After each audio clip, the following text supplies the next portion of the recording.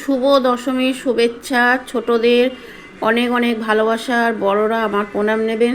সকালে উঠে দেখো আগে আজকে পুজো করে নিয়েছি, যেহেতু বৃহস্পতিবার অনেক সময় ছিল। আর ঠাকুরকে দেখো, যেহেতু আজকে বিজয়া দশমী, আমি মিষ্টি এনে দিয়েছি ঠাকুরকে। এমনি আমি মাঝে মাঝে প্রায় সময় মিষ্টি এনে দিই, তবুও আজকে বিজয়া, তার জন্য ঠাকুরকে আমি মিষ্টি দিয়েছি।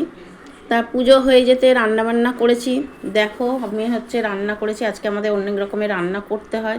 দেখো ফুলকপি দিয়ে মাছের ঝোল, এটা তো রেগুলারই হয় মাছের ঝোল, কিন্তু দেখো ইলিশ মাছের ডিম ভাজা করতে হয়, সেটাকে ভেজেছি। পুঁটি মাছ ভাজা খেতে হয়, সেটাকেও ভেজেছি।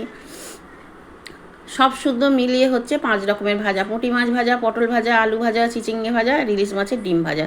আর একটা আমাদের করতে হয় টক, সেটা চালতাটাকে থেতো করে চালতা, শশা আর জলপাই একসাথে ভালো করে সিটি মেরে নিয়েছি। আর তিলটাকে দেখো ভেজে নিয়েছি, ভেজে নারকোল আর তিল একসাথে বেটে নিয়েছি।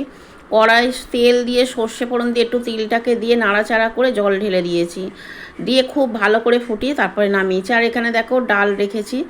আর ছেলের জন্য কি ডিমের ঝোল করেছি। তো আমার ভিডিওটি ভালো লাগলে একটু লাইক কমেন্ট করো, পাশে থেকো, ভালোবাসা দিও।